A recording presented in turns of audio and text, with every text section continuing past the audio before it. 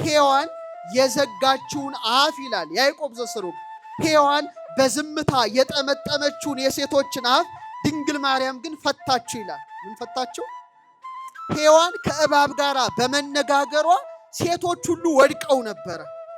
ከሞት መልእክተኛ ጋር ተነጋገሩ እንጂ ከሕይወት መልእክተኛ ጋር አልተነጋገሩም። የሞት ፍሬን በልታ ለባሏ አብልታ የውድቀት ምክንያት ገነትን የማጣት ምክንያት ስለሆነች ሔዋን አንሳ ነበረ። አንሳ ሴቶችንም አሳንሳ። የሰማችሁ ነው ሴቶች። ድንግል ማርያም ግን ያን ታሪክ ገለበጠችው። ያ የተዘጋው አፋችሁ ዛሬ እልልታን ያቀርባል፣ ምስጋናን ያቀርባል። ደስ ይላል። ደስ ይበላችሁ ሴቶች። ሴቶች ሁለት ነገር ነው ሊሆኑ የሚችሉት፣ ወይ ድንግል ይሆናሉ ወይ እናት ይሆናሉ። ከዛ ውጭ ይወጣሉ እንዴ? ያን ሌላ ነውር ነው። ወይ ድንግል ናቸው ወይ እናቶች ናቸው።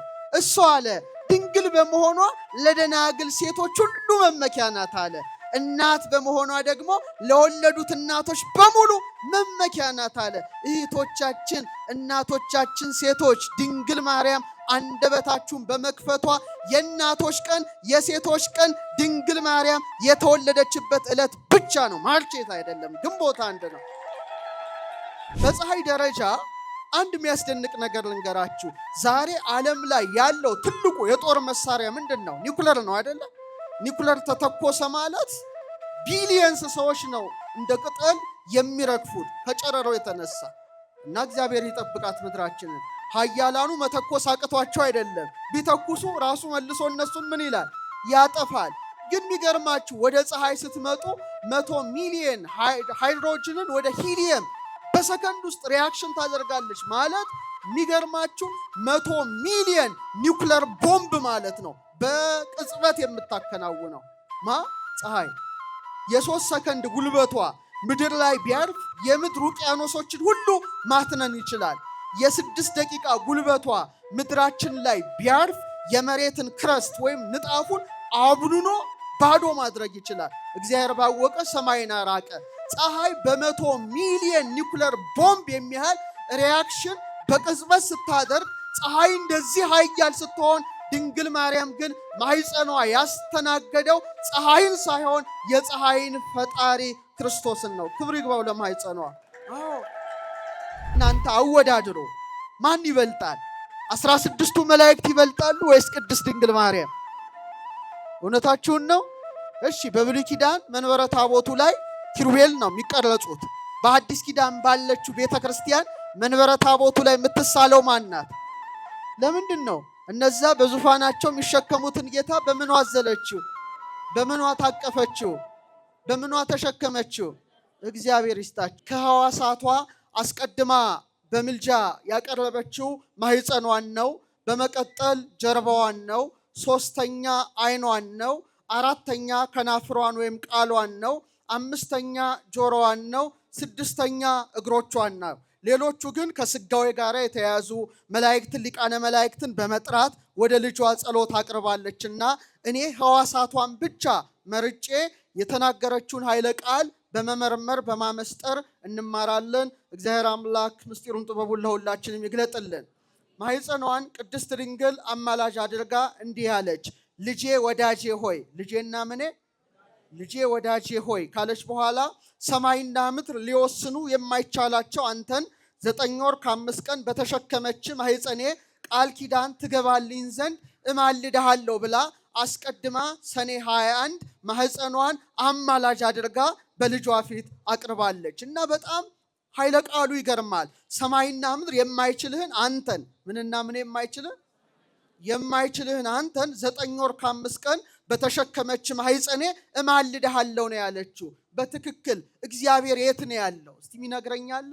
አባታችን ሆይ እንዲህ ሲባል ምድርን ለቆ ሰማይ ላይ ብቻ ይገኛል ማለት አይደለም። ሰማይ ከምድር ከፍ እንዳለ እሱም ልዑለ ባህሪ መሆኑን መመስከር እንጂ ከጽርሐ አርያም በላይ ርዝመቱ፣ ከበርባሮስ በታች ጥልቀቱ፣ ከአድማስ እስከ ናጌብ ስፋቱ፣ ከምስራቅ እስከ ምዕራብ ከሰሜን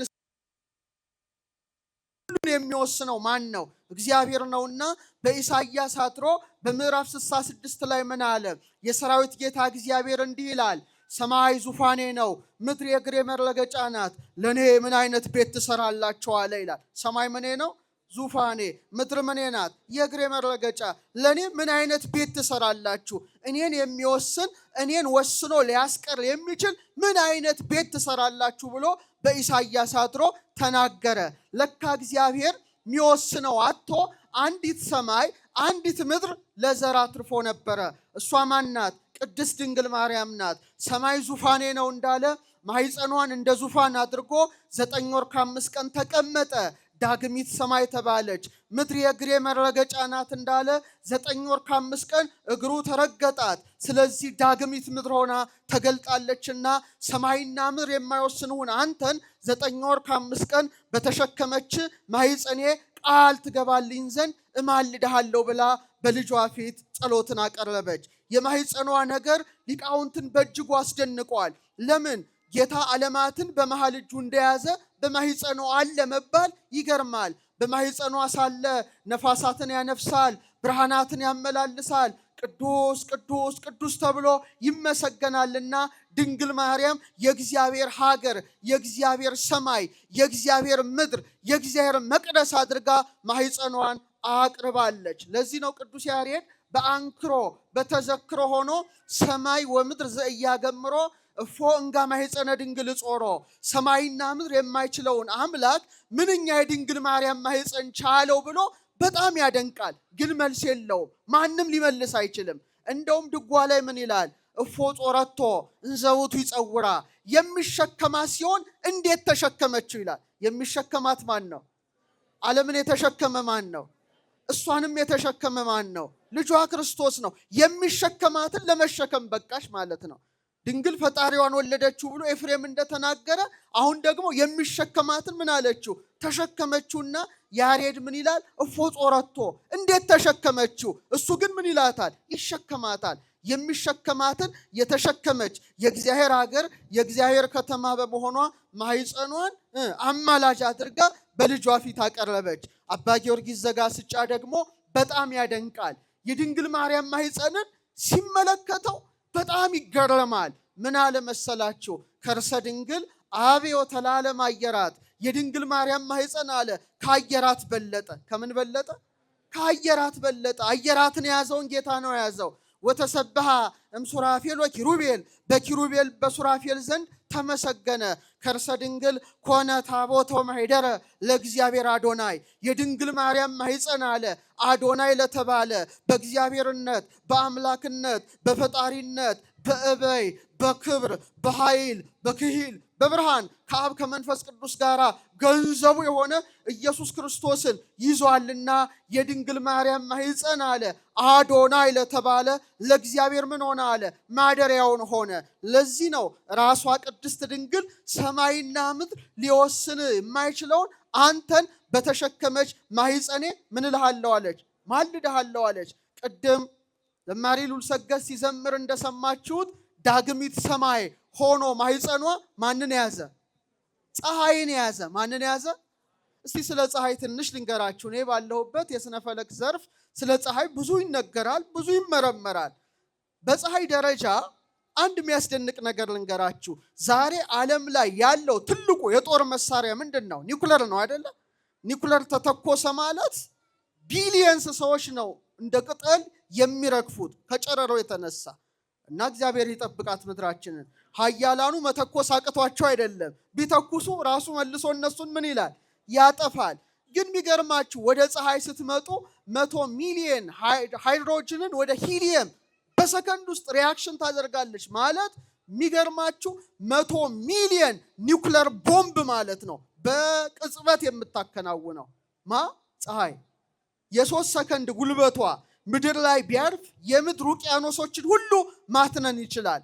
የ6 ደቂቃ ጉልበቷ ምድራችን ላይ ቢያርፍ የመሬትን ክረስት ወይም ንጣፉን አቡንኖ ባዶ ማድረግ ይችላል። እግዚአብሔር ባወቀ ሰማይን አራቀ። ፀሐይ በ100 ሚሊየን ኒውክለር ቦምብ የሚያህል ሪያክሽን በቅጽበት ስታደርግ ፀሐይ እንደዚህ ኃያል ስትሆን ድንግል ማርያም ግን ማኅፀኗ ያስተናገደው ፀሐይን ሳይሆን የፀሐይን ፈጣሪ ክርስቶስን ነው። ክብር ይግባው ለማኅፀኗ። ዛሬ እኔና እናንተ እንኳን በጣታችን የምንይዘውን ተርታውን ጧፍ እንኳን እሳቱን መንካት አንችልም። እንችላለን? አንችልም። እጃችን ምን ይሆናል? ይነዳል፣ ይከስላል። ፍህምን በእጅ መያዝ አንችልም። እጃችን ይላላጣል። ትኩስ ውሃ እንኳን ላያችን ላይ ቢፈስ ምን አይነት አደጋ እንደሚያመጣ ታውቃላችሁ። ድንግል ማርያም እኮ ማህፀኗ መላእክት የማይቀርቡትን እሳት የያዘ ማህፀን ነው። ኦ ድንግል ሶበሃደረ ውስተ ከርስኪ እሳተ መለኮት፣ ድንግል ሆይ እሳተ መለኮት ጌታ አለ በማህፀንሽ ባደረ ጊዜ ገጹ እሳት፣ ልብሱ እሳት፣ አካሉ እሳት እንደምን አላቃጠለሽ ይላል ሕርያቆስ። ግን መልስ የለውም። 7 የእሳት መጋረጃ ሲና ላይ የተገለጠው በማህፀንሽ ወዴት ተጋረደ? ወዴት ተተከለ? እንዘንስቲ ታባላንቲ ይኸው 3 ክንድ ከስንዝር ቁመት ስትሆኝ ኪሩብ የሚሸከሙት ያስፈሪው የእሳቱ ዙፋን በማህፀንሽ የተተከለ ወዴት ቆመ? እንዘንስት መራት አንቲ ታናሽ ሙሽራ ስትሆኝ መልስ የለም። ስለዚህ እናታችን ድንግል ማርያም ዳግሚት ሰማይ ሆኖ ማህፀኗ ፀሐዩን ያዘ። ማህፀኗ ደመና ሆኖ ማንን ያዘ? እስቲ ደመና ካለ ምን አለ? አሁን ምን እየዘነበ ነው? ዝናቡ ማን ነው? ክርስቶስ ነው። ንዑ እንከ ከመና ልዕላ ለዛቲ ደመና ብርሃን እንተጾረቶ ለማየ ዝናብ ንጹህ ይላል አባ ጊዮርጊስ። ንጹህ የዝናብ ውሃ ስትየጽመዋን ኢየሱስ ክርስቶስን የተሸከመ ማህፀኗ የብርሃን ደመና የተባለች ቅድስት ድንግልን እናከብራትና ገናት ዘንድ ኑ ይላል። አቤት የድንግል ማርያም ማህፀን! ቤተ ስብሐት ሆኖ ፈጣሪን ተሸከመ። ምስክሩ ማን ነው? ሄኖክ ነው። ፔካ ሆኖ አዶናይን ያዘ። ምስክሩ ማን ነው? የአዳም 7ኛ ትውልድ የሆነው ሄኖክ ነው። የድንግል ማርያም ማህፀን ሐረግ ሆኖ በጉን ያዘ። ምስክሩ ማን ነው? ይስሐቅ ነው። የድንግል ማርያም ማህፀን መሰላል ሆኖ ንጉሱን ያዘ። ምስክሩ ማን ነው? ያዕቆብ ነው። የድንግል ማርያም ማህፀን ሐመልማል ሆኖ ነበልባሉን ተሸከመ። ምስክሩ ማን ነው? ሙሴ ነው። የድንግል ማርያም ማህፀን ሲና ሆኖ ግርማውን ተሸከመ። አሁንም ምስክሩ ማን ነው? ነቢየ እግዚአብሔር ነው። ያሬድ በአድናቆት ምን አለ? በቃለ ኃይሉ ዘይፌትት በረደ ድንግል በከርሳ ግመረት ነደ እምግርማ እበዩ ሙሴ ዘሬደ እሞደ። ክረምት ላይ አለ በረዱን የሚፈረካክሰው ሙሴ ሲና ተራራ ላይ የተንቀጠቀጠለት ነዲዱን እሳት ድንግል ማርያም አለ በማህፀኗ ተሸከመችው። መሸከም ብቻ ሳይሆን እናቱን ወላጁን ሆነችው። የድንግል ማርያም ማህፀንማ መሶበ ወርቅ ሆኖ መናውን ተሸከመ።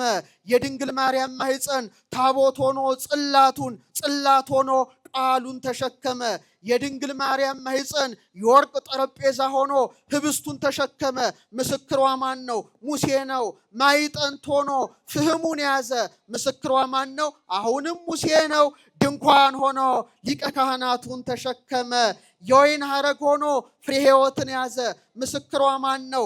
ካሌብ ነው። ጸምር ሆኖ ጠሉን ተሸከመ። ምስክሯ ማን ነው? ጌዴዎን ነው። የድንግል ማርያም ማህፀን ማሰሮ ሆኖ ጨውን ያዘ። ምስክሯ ማን ነው? ኤልሳ ነው። ደመና ሆኖ ዝናቡን ያዘ። ምስክሯ ማን ነው? ኤልያስ ነው። የድንግል ማርያም ማህፀን ገዳም ሆኖ አንበሳውን ያዘ። ምስክሯ ማን ነው? ዕዝራ ነው። ዙፋን ሆኖ ጌታን ያዘ። ምስክሯ ማን ነው? ኢሳይያስ ነው። የድንግል ማርያም ማህፀን የታተመ ደብዳቤ ሆኖ ቃሉን ያዘ። ምስክሯ ማን ነው? ኢሳይያስ ነው። የድንግል ማርያም ማህፀን ሰረገላ ሆኖ በኮቦር አዶናይን ያዘ። ምስክሯ ማን ነው? ሕዝቅኤል ነው። የድንግል ማርያም ማህፀን የተቆለፈ መቅደስ ሆኖ ንጉሱን ያዘ።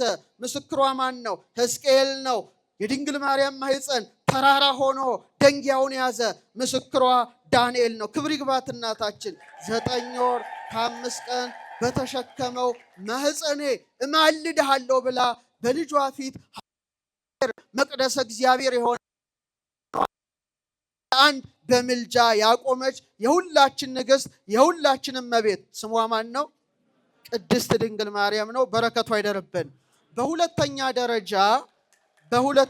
ደረጃ ጸሎት አድርጋ ያቀረበችው ይሄን ይመስላል። ልጄ ወዳጄ ሆይ ለብዙኃት አዕይንቲሆሙ አይናቸው ብዙ የተባሉ ጸወርተ መንበር ኪሩቤል በፍርሃትና በረዓድ እየተንቀጠቀጡ መንበርህን የሚሸከሙትና አንተ ባዘለች ጀርባዬ ቃል ኪዳን ትገባልኝ ዘንድ እማልድሃለሁ። ትጸልዩታላችሁ አይደለ? እያንዳንዱን ቃል ስትጸልዩ በማስተዋል መሆን አለበት። ምን አለች? ዓይናቸው ብዙዎች የተባሉ ኪሩቤል አንተን የሚሸከሙትን በተሸከመ ምኔ ጀርባዬ ምኔ። ኪሩቤል ሱራፌል ትንሽ ልንገራቸው ስለነሱ ተፈጥሮ። ስንት መላእክት መሰሏችሁ? 16 መላእክት ናቸው። ስንት ናቸው? 12ቱ ከውስጥ ናቸው። 4ቱ ከውጪ ስለሆኑ 40 እንስሳ ይባላሉ። የሰው ፊት ያለው 4 ገጽ አለው። የአንበሳ ፊት ያለው 4 ገጽ አለው። የንስር ፊት ያለው 4 ገጽ አለው። የላም ፊት ያለው መልአክ 4 ገጽ አለው። 4 ሲባዛ 4 16 መላእክት የማንን ዙፋን ተሸክመዋል? በጣም ያስፈራል። የልዑል እግዚአብሔርን ዙፋን ተሸክመዋል። እሳታማ ዙፋን ነው የያዙት እና ይንቀጠቀጣሉ በፍርሃት በረዓድ።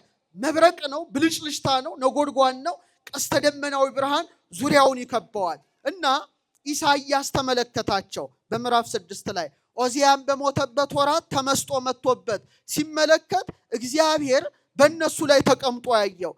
እሱን ማየት አቅቷቸው በክሌቱ ክነፊሆሙ ይከድኑ ገጾሙ፣ በሁለት ክንፋቸው ፊታቸውን ሸፍነው፣ በሁለት ክንፋቸው እግራቸውን ሸፍነው፣ ሁለት ክንፋቸውን ወዲያና ወዲያ አድርገው ቅዱስ ቅዱስ ቅዱስ የሰራዊት ጌታ እግዚአብሔር ሰማይና ምድር ከጌትነቱ የተነሳ ተመልታለች እያሉ ያመሰግኑታል። ከቃሉ ጋር ናቸው።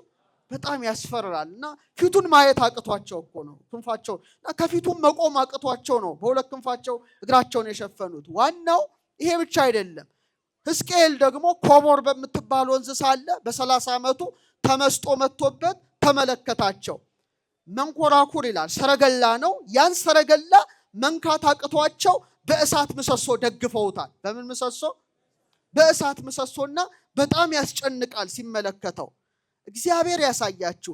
እሳታውያኑ በዚህ ደረጃ በመንቀጥቀጥ ዙፋኑ መንካት አቅቷቸው በእሳት ምሰሶ የሚደግፉትን ጌታ በጀርባዋ በብቸኝነት ያዘለች ማናት? ለዚህ ነው ኪሩባዊ ሰረገላ ትባላለች። እስቲ በሉት። ጣፋጭ ስም ነው። ድገሙት እስቲ። ኪሩባዊ ሰረገላ ይላታል። ስለዚህ አሁን እስቲ እናንተ አወዳድሩ። ማን ይበልጣል? 16ቱ መላእክት ይበልጣሉ ወይስ ቅድስት ድንግል ማርያም? እውነታችሁን ነው? እሺ፣ በብሉይ ኪዳን መንበረ ታቦቱ ላይ ኪሩቤል ነው የሚቀረጹት። በአዲስ ኪዳን ባለችው ቤተክርስቲያን መንበረ ታቦቱ ላይ የምትሳለው ማናት? ለምንድን ነው? እነዛ በዙፋናቸው የሚሸከሙትን ጌታ በምኗ አዘለችው? በምኗ ታቀፈችው? በምኗ ተሸከመችው? እግዚአብሔር ይስጣችሁ። ስለዚህ አባ ጊዮርጊስ በጣም በአድናቆት ሆኖ አነጻጸረ። ንጽጽሩን ልንገራችሁ። ሆተ ብርሃን ላይ አንቲ ተአቢም ኪሩቤል፣ አንቺ ያለ ከኪሩቤል ትበልጫለሽ። ወትፈደፍዲም ሱራፌል፣ ከሱራፌልም ትልቅ ያለሽ። ለምን? እስመ ሱራፌል ወኪሩቤል በሰረገላ እሳት ይጸውርዎ ልጅሽን አለ። ኪሩቤልና ሱራፌል በእሳት ሰረገላ ይሸከሙታልና። በምን? በእሳት። ወበምጽናቲው ዘእሳት ይጼኑ መንበሮ፣ ዙፋኑንም አለ በእሳት ምሰሶ ይደግፋሉና። አንቲ ሰጾርክዮ በከርስኪ፣ አንቺ ግን ያንን አምላክ በማህፀንሽ ተሸከምሽው። ወሐቀፍክዮ በአብራክኪ፣ በጉልበቶችሽ ታቀፍሽው። ወሐዘልክዮ በዘባንኪ፣ በጀርባሽም አዘልሽው ካለ በኋላ ህየንተ ሰረገላ እሳት አብራክኪ ኮና፣ በእሳቱ ሰረገላ ፋንታ ጉልበቶችሽ ሆኑ። ምኖችሽ? እነዛ በሰረገላቸው ሲሸከሙት፣ እናታችን ደግሞ በምኗ ታቀፈችው? በጉልበቶቿ። ህየንተ ምጽናቲው ዘእሳት አእዳውኪ ኮና፣ በእሳቱ ምሰሶ ፈንታ ምኖችሽ ተተኳለ? እጆችሽ ተተኳለ። እነዛ ዙፋኑን በእሳት ምሰሶ ደገፉ። ድንግል ማርያም ግን ዙፋኑን ሳይሆን ዓለምን የሚደግፈውን ጌታ እናቶች፣ አሁን ልጅ ያቀፋችሁ እናቶች በክንዳቸው እንደምትደግፏቸው በእጆቿ አቀፈችው። ክብር ለክንዷ፣ ክብር ለጀርባዋ፣ ክብር ለማህፀኗ፣ ክብር ለሁለንተና አካሏ። ስለዚህ ነዲዱን እሳት ተሸክሞ ያልተቃጠለ ጀርባዋን ከኪሩቤል ሰረገላ ጋር ቅድስት ድንግል በማነጻጸር ልጄ ወዳጄ ሆይ ቃል ኪዳን ትገባልኝ ዘንድ እለምንሃለሁ ብላ ሰኔ 21 ምልጃን አቀረበች። ቀጥሎ ያቀረበችው ዓይኗን ነው። ዓይኗን አማላጅ አድርጋ አቀረበች። ልጄ ወዳጄ ሆይ ብዬ ሳስብ ከዓይኖቼ እንደ ውሃ እየፈሰሱ በክብርት ስጋ ላይ በወረዱት እንባዎቼ ቃል ኪዳን ትገባልኝ ዘንድ ዓይኗን አማላጅ አቀረበች። ይባቸዋል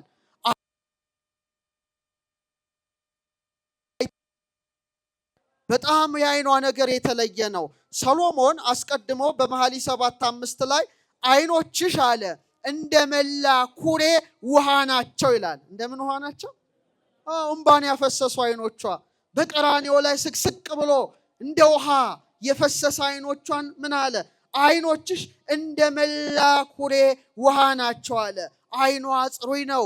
ከድንግል ማርያም ዓይኖች የበለጠ ዓይን የት ታገኛለህ? ምንም ነገር ብታነጻጽሩ ከዓይኖቿ ጋር አይወዳደርም። አባ ጊዮርጊስ ምን አለ? አልቦ ዘይበርህ እምጸዳል ዓይንኪ፣ ከዓይንሽ ጸዳል የሚበራ የለም። ኢቤዝያን በለብል በገጸ ሰማይ፣ በሰማይ ፊት የሚንተገተገው ኮከብ ቢሆን ወይ ባህሪ ነገሥታት ራስ ላይ የሚያንጸባርቀው ወርቅ ቢሆን እንቁ ቢሆን እንዳንቺ ዓይን የሚያምር የለም ይላል። ያምራል ዓይኗ ከሷ በቀር ላይ። እንደው ስዕሏን ተመልከቱ። ዓይኗ ደስ አይልም? እንደው በሞቴ አሁን ስዕሏ ፊት ቆማችሁ ስትጸልዩ መጀመሪያ የምታዩት ምኗን ነው? ዓይኗን ነው። እናታዊ ዓይን። እንዲህ ስዕላት ላይ የእመቤታችን ዓይኖች ጎላ ተደርገው ይሳላሉ። ከናፍሯ ግን ትንሽ ሆኖ ይሳላል። ለምን? ዓይኖቿ የሚመለከቱ ናቸው። በከመ ይትፌሳ ሕፃን ሶበ ይሬእ እሞ እትፌሳ አንሰ ስእለኪ በርኅይ ወተሳልሞ ይላል አባ ጽጌ ድንግል። ሕፃን የእናቱን ዓይን እንደሚያይ ደስ እንደሚለው ሮጦ እቅፏ ውስጥ እንደሚሆን እኔም ደግሞ ያንቺን ስዕል በማየት ደስ ይለኛል አለ። ደስ ይበላችሁ፣ እመቤታችን ከኛ ጋር ናት። አሁን እዚህ ጋር በስተግራ አቅጣጫ አንዲት ሴት አመጣላችኋለሁ። የዛች ሴት ዓይን ስትመለከቱ ትደነግጣላችሁ። በጣም የደፈረሰ ዓይን ነው። ደም የመላበት ዓይን ነው። የረከሰ ዓይን ነው። በምኞት በፍትወት የተቃጠለ ዓይን ነው። ክፋትን የተመላ ዓይን ነው። እሱ ዓይን ይመስላችኋል? የሔዋን ዓይኖች ናቸው። እመቤታችን አምጧት። የእሷን ዓይንና የመጀመሪያዋን ሔዋንን ዓይን ተመልከቱ። የመጀመሪያዋ ሔዋን ዓይኗ ምን ያህል የጎሰቆለ የባከነ ዓይን ነበረ። ምንን ተመለከተ? አትቢ የተባለችውን የተከለከለችውን የዛፍ ፍሬ ተመለከተ። ጎሰቆለ። ለመብል ያማረ እንደሆነ አየች ይላል። እባብን ተመለከተ። ደህና ነገር እንኳን አልተመለከተችም። አካለ ከይሲ ማደሪያ ልሳነ ከይሲ መናገር ያደረገው ማን ነው? ሰይጣን ነው። ሰይጣን ያደረበት እባብን ተመለከተች። በመቀጠል ምን አየች? ራቁቷን መሆኗን። አይቀስፍም? ራቁቷን የብርሃን ልብስ። ከዛ ሮጣ ጫካ ውስጥ ከባሏ ጋር ለመደበቅ ሞከረች። ይህ ብቻ አይደለም። ዓይኖቿ ደም አፍሳሹ ቃየልን አዩ። ምን አፍሳሹ? የወንድሙን ደም በግፍ ያፈሰሰ ቃየልን ያዩ የሔዋን ዓይኖች የደፈረሱ ዓይኖች ናቸው። የሔዋን ዓይኖች ሞት የገባባቸው ዓይኖች ናቸው።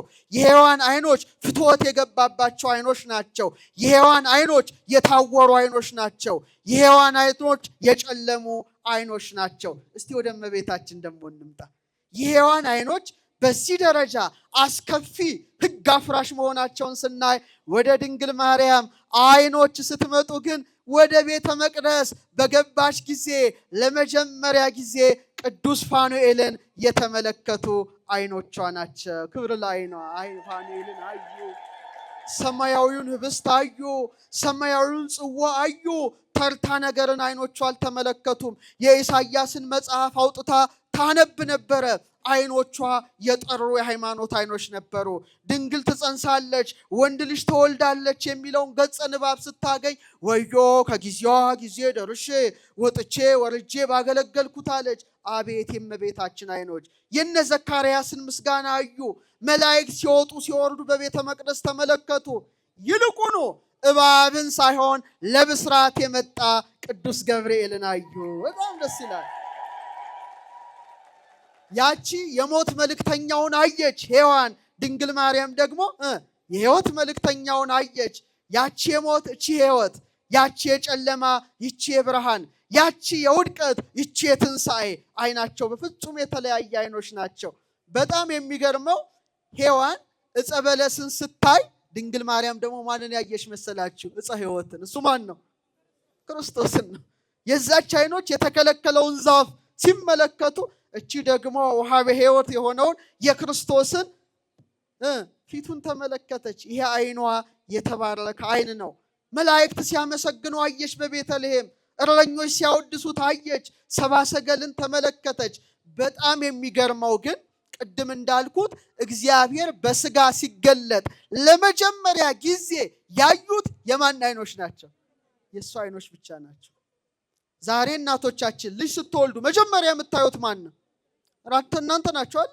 ልጁም እናንተን ያያል፣ እናንተም ልጃችሁን በፍቅር ታያላችሁ። የማህፀኗ ፍሬ ክርስቶስን ስትወልደው ለመጀመሪያ ጊዜ እግዚአብሔር ወልድን በስጋ ያዩ የእሱ አይኖች ናቸው። ታሪክ ተገለበጠ። ኪሩቤል በሁለት ክንፋቸው ፊታቸውን ሸፍነው እንዳያዩ ሲንቀጠቀጡ፣ ድንግል ማርያም ደግሞ በክንዷ አቅፋ በፍቅር አይኗ በቤተልሔም አየችው። ክብር ለአይኗ፣ ክብር ለአይኗ። እና አንድ ሊቅ ምን አሉ መሰላችሁ? አጭር ስብከት ሰብከው ወርደዋል። ባህር ማዶ ሊቅ ናቸው። እግዚአብሔር አሉ አይኑን ሲገልጥ የተመለከታት አይኑንም ሲጨፍን ያያት ድንግል ማርያምን ነው ብለው ሰብከዋል። ምን ሲገልጥ ያያት? አይኑን ሲገልጥ ያያት። አዎ ስጋን ተዋህደዋል። በቤተልሔም ፍጹም ሰው ነው። አይኑን ሲገልጥ የምታየው ማናት? የምትስመው ማናት? መልሱ ተንቀሳቀሱ። የምታቅፈው ማናት? የምትዳብሰው ማናት? እናቱ ናት። ቀራንዮ ደግሞ ተጓዙ። ቤተልሔም ደስ ያለው አይኗ ደግሞ እንባን ያፈሳል። ቀራንዮ ጋር ስትሄዱ እንባን ያወርዳል። እና እዛም ደግሞ መስቀሉ ስር ነበረች። ጌታም እናቱን አይቶ ምን አለ? እነኋት እናት ብሎ ተፈጸመ ነው ያለው። ሲጨፍን አያት። የእመቤታችን አይኖች የተለዩ አይኖች ናቸው።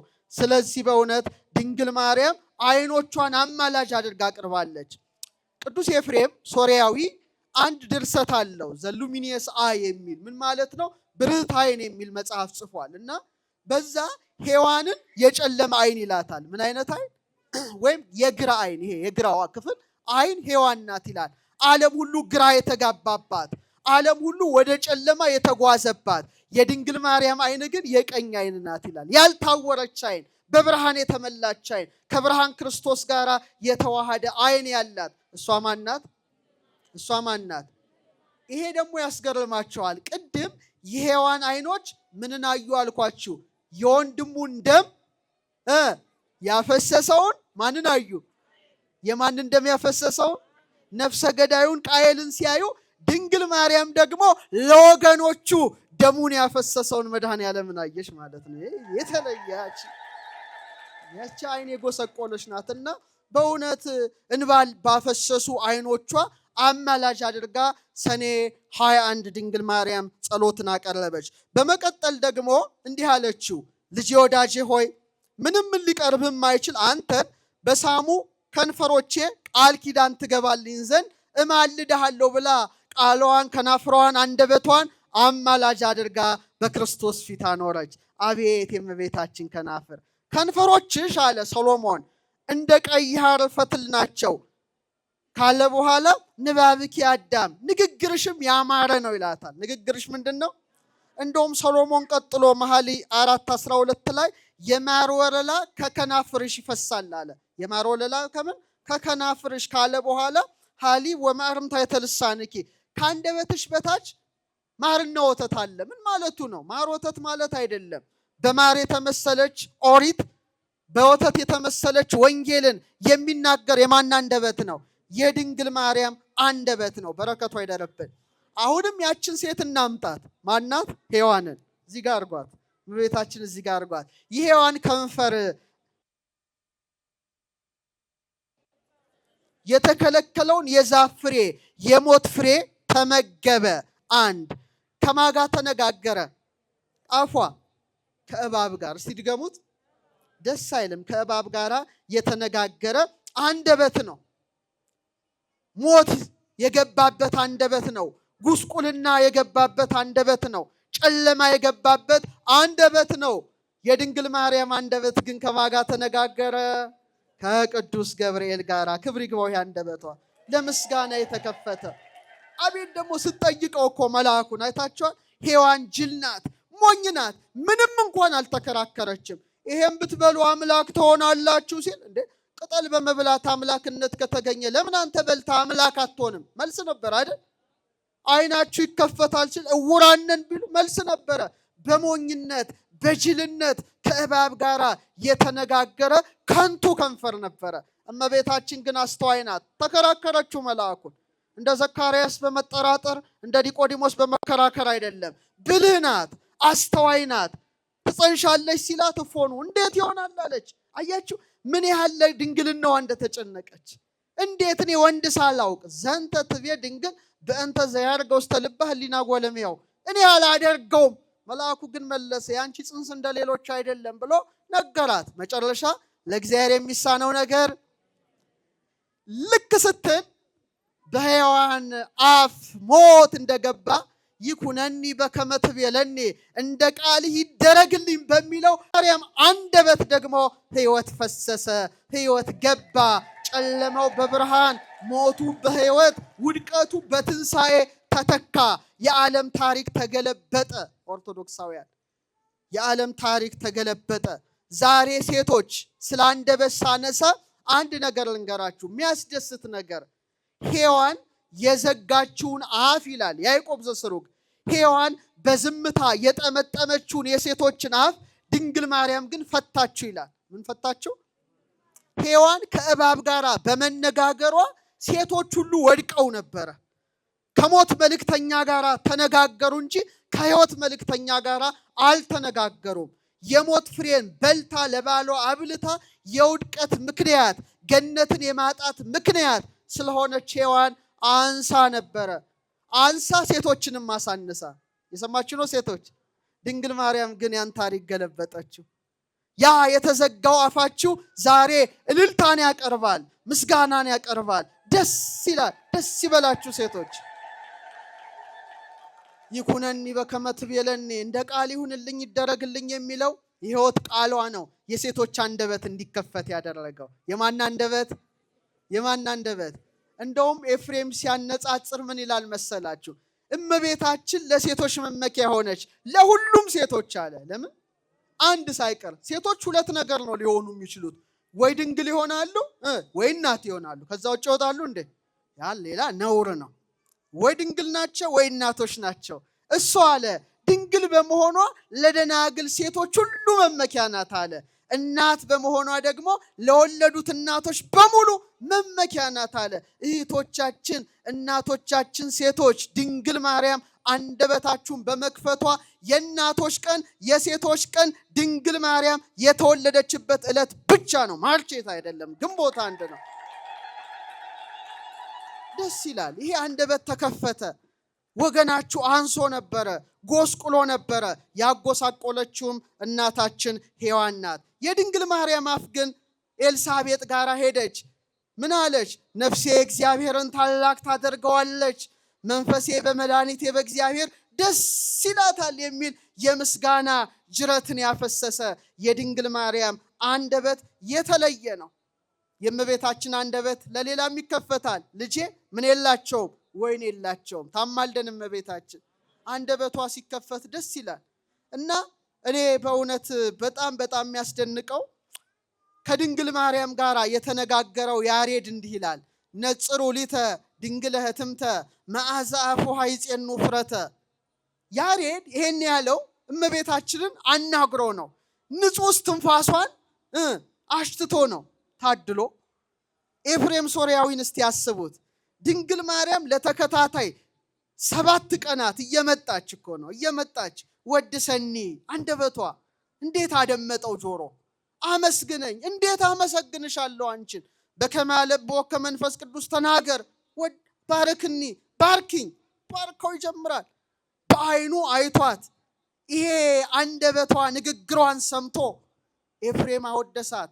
በሀገራችን ደግሞ ያሬድ እስቲ በሉት ቅዱስ ያሬድ ማይኪራ ላይ ሆኖ ጸዋቶ ዜማ ሲያስተምር ቅድስት ድንግል ቅዱስ ኤፍሬምን ከሶሪያ አባ ሕርያቆስን ከብህንሳ በአካለ ነፍስ አምጥታ ኤፍሬም አለች ውዳሴን፣ ሕርያቆስ ቅዳሴን ለያሬድ ንገሩት፣ ቅዱስ ያሬድ በዜማው ሲያመሰግነኝ መስማት እፈልጋለሁ አለ። አቤት ይህን ቃል የሰሙ እንደ ኤልሳቤጥ የሆነ ጆሮ ነው ያሬድ ጆሮ እኮ። ስለተመለከታት፣ ስላያት፣ ስላነጋገራት ምን አለ መሰላችሁ? እምነ ፀሐይ ያቢ ብርሃና፣ ብርሃኑ አለ ከፀሐይ ብርሃን ይበልጣል። አንቀጸ አድኅኖ አልባቲ ሙስና፣ ነውር ነቀፋ የሌለባት የድነት ደጃፍ ናት። በክብሮ በስብሐት ስርጉስና፣ ውበቷ ደምግባቷ ያጌጠ የተሸለመ በክብር የተዋበ ነው። አማን በአማን መሶብ ዘመና፣ እውነት በእውነት መናውን የያዘች መሶበ ወርቅ ናት። ነጽሩ ሊተ ድንግል ህትምተ፣ መዓዛ አፏ ይጼኑ ፍረተ። የአፏ መዓዛ አለ እንደ ሽቱ የሚያውድ። እንደምን የሚያውድ? ኧረ ድገሙት። እንደ ሽቱ የሚያውድ ድንግል ማርያምን እስቲ ተመልከቱልኝ አለ። ክብር ይግባው ይሄ አባት። ይዋት ይዋት ይዋት ይላል ደራሲው። ለዚህ ነው ሰላም ለቃልኪ፣ ለአንደበትሽ ምስጋና ይገባል። እማስካለ ወይን ጥዑም፣ ጥዑም ከሆነ ከወይን ይልቅ የሚጣፍጥ ህመምን ከሚያስረሳው ከናብሊስ ደንጊያ ይልቅ ደስ የሚያሰኝ የማን አንደበት ይመስላችኋል? የማን አንደበት? አቤት እሷን ያነጋገሩ እንዴት ታድለዋል ባካችሁ! አቤት ስንቱ መሰላችሁ ያነጋገራት። እነ ጎርጎርዮስ ዘኔዎ ቂሳርያ ዮሐንስን ይዛ መታ ምስጢረ ሥላሴን አስተምረው ስትል ኤልሳቤጥ ገና ቃሏን ስትሰማ ጽንሱ በደስታ ምን ሆነ? ምን ሆነ? የሔዋን ቃል እንኳን ጽንስ ሊያዘልል ሰውን ያሸብራል። የእመቤታችን አንደበት ጣፋጭ ቃሏ ግን እንኳን እኛን በማህፀን ያሉ ጽንሶችን ደስ ያሰኛል። ደስታ የተመላበት የደስታ መገኛ ሙሐዘ ፍስሐ ቅድስት ድንግል ክብር ይግባት እናታችን አንደበቷን አማላጅ አደረገች። አባ ጊዮርጊስም ቃሏን ሰምቷል። ኡራኤልን አስከትላ መታ። የምትወዱት መልአክ ማን ነው? ኡራኤልን አስከትላ መታ። ጽዋ ብርሃን ይዞ በል አጠጣው ለወዳጄ ጊዮርጊስ አለች። ለወዳጃችን እንወድ እና የመጀመሪያውን ሆተ ብርሃንን ሲጽፍ ጣፋጭ ቃሏን ስለሰማ እንዲህ አለ። እስቲ አብረን እንበለው። ምርጢቱ ሆይ በሉ እስቲ። አይሰማም አይሰማም። ምርጢቱ ሆይ የአንደበትሽ ስር የወተት ምንጭ ነው። የንግግርሽ ቃልም እንደ ማር የጣፈጠ ነው። የእስትንፋስሽ ቃልም የሽቱ ቅመም ነው። ጉሮሮሽም የማር ወለላ ነው። ማር ናት ድንግል ማርያም፣ ወተት ናት እመቤታችን፣ ሽቱ ናት እመቤታችን።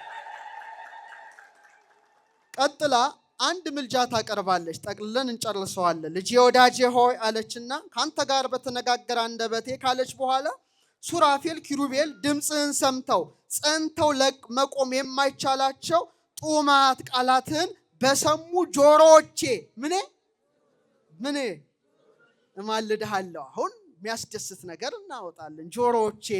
ጆሮዎቼ ስለ ጆሮዋ ትንቢት የተናገረውን ዳዊትን እስቲ እናምጣው። በመዝሙር 44 ላይ ምን አለ? ቁጥር 45 ቁጥር 10 ላይ ስምዒ ወለቴ ወርኢ ወአጽሚ ዝነኪ፣ ልጄ ሆይ ስሚ አድምጪ አለ። ምን በል? ጆሮሽን ዘንበል አድርገሽ አድምጪ። ርእሲ ሕዝበኪ ወቤተ አቡኪ፣ ቤትሽን ወገንሽን ሁሉ የአባትሽን ቤት እርሺ። ንጉሥ ምንሽን ወዷል? ውበትሽን ወዷል። አቤት የእመቤታችን ጆሮ የማንን ነው ድምፅ የሚያደምጠው? የንጉሱን። የሔዋን ጆሮ ማንን አደመጠ? እባቡን፣ የሰይጣንን ሹክሹክታ አደመጠ። ድንግል ማርያም ግን ወለተ ዳዊት፣ ዳዊት አባቷ ለወለተ ዳዊት ምን ይላታል? ገብርኤል ሚነግርሽን ብስራት ጆሮሽን ምን በለሽ አድምጪ፣ ዘንበል አድርገሽ አድምጪ። እባብ መርዛማ ዕቅዱን በሔዋን ጆሮ ተነፈሰ። ያ ለሰው ልጅ ምንን አመጣ? ሞትን አመጣ። በድንግል ማርያም ጆሮ ደግሞ ምን ፈሰሰ? ሕይወት ፈሰሰ። ታሪክ ተገለበጠ። ያ እባብ ያንሾካሹካል እዛ ጆሮ ላይ። እዚህ ደግሞ ገብርኤል ምን ያሰማል? ብስራትን ያሰማል። በዛ ጆሮ ሞት ይገባል፣ በዚህኛው ጆሮ ሕይወት ይገባል። በዛሽ ጆሮ ጉስቁልና ይገባል፣ በዚሽ ጆሮ ምሕረት ይፈሳል። በዛሽ ጆሮ ሞት፣ በዚሽ ጆሮ ሕይወት። ክብር ለጆሮዋ። ጡማት ቃላትን ለሰሙ ለጆሮዎች እና ዳዊት አለ ልጄ ስሚ ይላታል። ጆሮሽን አዘንቢ። ምንሽን አዘንቢ? ንጉሥ ምንሽን ወዷል? በቃ ንጉሥ ውበትሽን ወዷል። አባ ጽጌ ድንግል ይሄን ሲተረጉም ምን አለ? እግዚአብሔር ነጸረ ኩሎ ዓለመ ወይረከበ ማርያም ዘከማኪም። እግዚአብሔር ዓለምን ሁሉ ተመለከተ፣ ማርያም እንዳንቺ ያለች እናት አላገኘም። ኪያውሰ ጽጌ ዘምከርስኪ ተቀስመ አበባ ክርስቶስ ከማኅፀንሽ ተለቀመ። ዳዊት አመረኪን ዘይብል ቅድመ ስምዒ ወለቴ ወሪ ዳግመ እስመ ፈትወ ንጉሥ ስነኪ አዳመ። ንጉሥ ክርስቶስ ያማረ ውበትሽን አይቷልና ልጄ ስሚ አድምጪ ብሎ ማን አመልክቶሻል? ዳዊት አባትሽ አመልክቶሻል። ዳዊት አባቷ ላከበረው ጆሮዋ ክብር ይግባው። በእውነት አከበረው። ሚያስጠላ ድምፅ ሔዋን ሰማች። ምን የሚል አስጨናቂ በሕማም ለዲ። ሴቶች እየሰማችሁ ነው? ይህን አይነት ጆሮ ነው በጭንቁ ለጅ ያላት እግዚአብሔር በጻር በጋር። የሷ ጆሮ እኮ ነው የሚያሳቅቃችሁ እናቶቼ። ስትወልዱ የምታሰኛችሁ እኮ ሔዋን ናት። እንደው ግን ማርያም ማርያም የሚለው ደግሞ ሲሰማ ቶሎ ልዛኑ ይወለዳል። ጽንስ የምታስደስት እሷ አይደለች እንዴ? የሔዋን እኮ ያ አንደበት እኮ ነው በሕማሙ ለጂ። ከዛ ደግሞ እንደገና ወደ ባልሽ ተመለሽ። አቤት ፍዳ! በጣም ጻር ጋር ነው ይህን የሰማችው። ድንግል ማርያም ግን በጆሮዋ የሰማችው ጸጋን የተመላሽ ደስተኛይቱ ሆይ ደስ ይበልሽ። ማካንቺ ጋር ነው፣ ማካንቺ ጋር ነው። አዎ በርብቃ ሁለት ጆሮዋ ላይ ኢያውብር የወርቅ ጉትቻን ያጠለቀላት አይደል እንዴ? የአብርሃም መልእክተኛ ኢያውብር በይስሐቅ ጆሮዎች ላይ የወርቅ ጉትቻን ያጠለቀው። የእግዚአብሔር መልእክተኛ ቅዱስ ገብርኤል ደግሞ በቀኝም በግራም ጆሮዋ ጸጋን የተመላሽ ደስተኛይቱ ደስ ይበልሽ ከሴቶች ተለይተሽ ቡርክት ነሽ የሚል ወርቃማ ብስራቱን በጆሮዋ አፈሰሰ። ልጄ አዘንብ ይላታል። ጆሮሽን ዝቅ አድርገሽ ስሚ። ይህ ብቻ አይደለም፣ ቅዱስ ቅዱስ ቅዱስ የሚል ድምፅ ወዲያው ጆሮዋ ሰማ። ምኗ ውስጥ ይመስላችኋል? ማህፀኗ። ምኗ? ከማህፀኗ ምስጋና ፈሰሰ። አንገቷን ዘልሳለ። ምንድነው የምሰማው? አይታወቅም። የመላእክትን ምስጋና ነው። ተውት እሱን። በጣም በጣም የሚያስደንቀው ነገር አንድ ድምፅ ሰማ። ይህ ነገር ከሷ ጆሮ በቀር ሊሰማው የሚችል ማንም ጆሮ የለም። ምን የሚል? እማ የሚል። እስቲ በሉ ድገሙት እስቲ ባካችን። ማን ያለው? ማን ያለው? ከባዱ ነገር ይሄ ነው። እግዚአብሔር ወልድ በስጋ ተገልጦ እማ ብሎ ጠርቷል። እናቴ ብሎ ጠርቷል። ይህን የሰማ ጆሮ ምን ትለዋለ? ቅዱስ ቄርሎስ ሉቃስን ሲተረጉም ምን አለ? ለእናቱ እየታዘዘ በየጥቂቱ በናዝሬት ገሊላ ማደጉን ሲተረጉም ዓለም የሚታዘዝለት ጌታ አለ ለእናቱ ታዘዘ ብሎ ሉቃስ ጻፈ አለ። እንዴት እንዳከበራት ተመልከት ካለ በኋላ ሁለት ነገርን ይጽፋል። እኔ ሳነበው እጅግ ነው የሚገርመው። ምን አለ መሰላችሁ? ጌታዬ ልጄ ትለው ነበር ይላል። ምኔና ምኔ? እንዲህ ከባድ ነገር እኮ ነው። ጌታዬ እና ምኔ? አምላኳ ስለሆነ ጌታዬ ትለዋለች ይላል። ልጇ ስለሆነ ልጄ። እሱ ደግሞ እናቴ ይላል። እግዚአብሔር እናቴ ብሎ ሲጠራ ሴቶችን ነው እኮ የሚመክራቸው። ስሙ ይላል። ለሴቶች የተሰጠ ስብከት ነው። ተለይቶ እንደ ዛሬ ተቀላቅለዋ። ድሮ ሁሉም በየእንትኑ ይሰብኩ ነበረ። እግዚአብሔር እናቴ ብሎ ተጣርቷል። እናቴ የሚል ድምፅን የሰማ ጆሮ ምን ትለዋለ? ጌታዬ ልጄ። ተቃርኖ ነው የሚነበበው። ተቃርኖ። በእሷ ተቃራኒ ነገሮች ሁሉ ተዋህደው ሰላማዊ ሆነዋል። እስቲ አሁን ሴቶች ጠይቃችሁ፣ እናት ሆና ድንግል ምትሆናለች? ድንግል ሆና ደግሞ እናት ምትሆናለች? አንዱ አንዱን ያጠፋል። ባላንጣ ነው። አንዱ ለአንዱ ተቃራኒ ነው። ኤፍሬም ምን ይላል ይሄን ሲያስቀምጥ?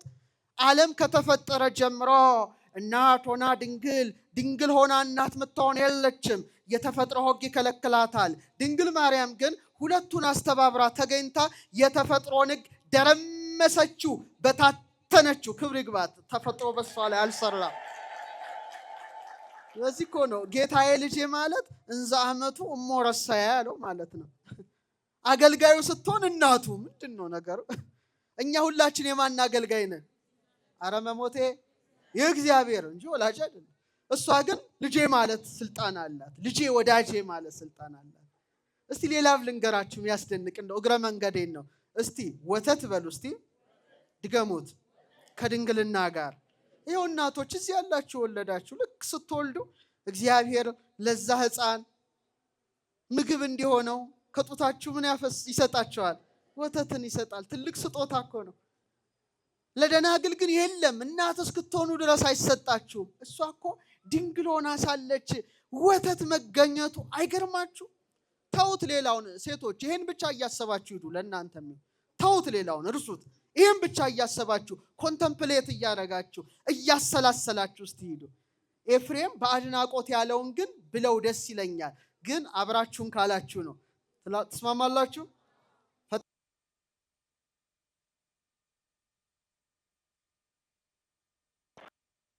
ድንግል እናት ለጡቶቿ ወተትን ሰጠ። ልጇ ነህና ከሰጠሃት ወተት መልሰ ጠባ። አስተዋላችሁ ሴቶች? ፈጣሪዋ ስለሆንክ ለደናግል ወተት አይሰጥም አይደል? ፈጣሪዋ ስለሆንክ ወተትን ሰጥሃታል። ግን አለ ልጇ ስለሆንክ ደግሞ ከሰጠሃት ወተት መልሰ ምን አልክ? ጠባ። ድንግል ለአንተ ለሁሉ መጋቢ የተውሶ ወይም የብድር ወተት ሰጠች። የምን ወተት? የዋሳት ማን ነው? አስቡት። የዋሳት ማን ነው? ያበደራት ማን ነው? የእሱ አይደለም። ማን ነው? ልጇ ነው። ሰማያትን በዘረጋው ቀኝ እጅ ጡቶቿን ጨበጥክ ይላል። አስቡ እስቲ። ቤተልሔም ሄዱ። ሚልኮ ግሪቶ ትዝ ይላችኋል? ፍልስጤም ቋንቋ አይነሽ ብዙ ጊዜ ተጉዘዋል። ኢየሩሳሌም የወተት ዋሻ አላያችሁ? ቤታችን ጌታን ስታጠባው አይታችኋል? ኢየሩሳሌም ሄዳችሁ ፍልስጤም ቤተልሔም ጠብ ያለበት ቦታ ያ ነጭ የሆነ ዋሻ በረከቱ አይደረብን። ስለዚህ ይሄ ቃል የተለየ ቃል ነው። ናዘዛ ወይቤላ በቃሉ ጡም ቃሉ ያረጋጋት ይረክበኒ ሊተ እደወደም ርጉም በእንቲአየ ትብኪም እናቴ አታልቅሺ እኔ ሞት አያገኘኝም ይላታል በስደቷ። በቃሉ ያረጋጋት ጆሮዋ ሰሙ። ይህ ብቻ አይደለም፣ ቀራንዮ ላይ ደግሞ እኔና እናንተ ዮሐንስን ለምንመስል ሁሉ እነሆት እናት እነሆ ልጅሽ የሚለውን ታላቅ ቃል ከጌታዋ ሰሙ። ደስ ይበላች። አቤት ደስ እናት አለን ማለት ነው። እናት አለን። እሷም ሰምታለቻ ከልጇ ልጆችሽ ናቸው ስላለ እኮ ነው የምትማልደው። ልጆቼ ማር ነው የምትለው እመቤታችን። ሁላችንም ታስምረን። 30 ቀጠለች። የመጨረሻው አቺ ናት። እችን በ5 ደቂቃ ጨርሳለሁ። 33 ዓመት ከአውራጃ ወደ አውራጃ ካንተ ጋራ በተመላለሱ እግሮቼ። ይሄ መጨረሻ ነው። ቃል ኪዳን ትገባልኝ ዘንድ እማልድሃለሁ። በምኔ? ከቤተልሔም እስከ ቀራንዮ ግብጽ በረሃ። አቤት እግሮቿ! የሔዋን እግሮችን ትንሽ አይተን እናብቃ። የሔዋን እግሮች ወደ ምንድን ነው የሮጡት? እስቲ በሞቴ ወደ ምን ሮጡ? ወደ ጸበለስ ሮጡ፣ ወደ ሞት ሮጡ። ደግሞ ፈሪ ናት ሔዋን። ፈሪ ጫካ ውስጥ ነው የሮጠችው ራቁቷን ስትሆን። ጸጋዋ ተገፏላ። ብርሃን ልብስ የላትም፣ እርቃኗን ነው ያለችው ጫካ ውስጥ ከእግዚአብሔር ለመሸሽ። ከማለመሸሽ የሔዋን እግሮች ወደ ጫካ ሲሸሹ፣ የድንግል ማርያም እግሮች ግን በ3 ዓመቷ ወደ ቤተ መቅደስ ገሰገሱ። ክብር ለእግሮቿ፣ ወደ እግዚአብሔር እቅፍ። ይሄ እግር የተለየ እግር ነው። ወደ ቤተ መቅደስ የገሰገሰ እግር ነው። ወደ ዘመዷ ወደ ተራራማው ከተማ ወደ ይሁዳ ወደ ኤልሳቤጥ የገሰገሰ እግር ነው። ልጇን ለመውለድ ለዓለም ለመስጠት ወደ ቤተልሔም ወደ ከብቶች ስፍራ የገሰገሰ እግር ነው። በ40 ቀኑ ደግሞ ጌታን ታቅፋ ወዴት የገሰገሰ እግር ነው? ወደ ቤተ መቅደስ። ማንን አቅፋ?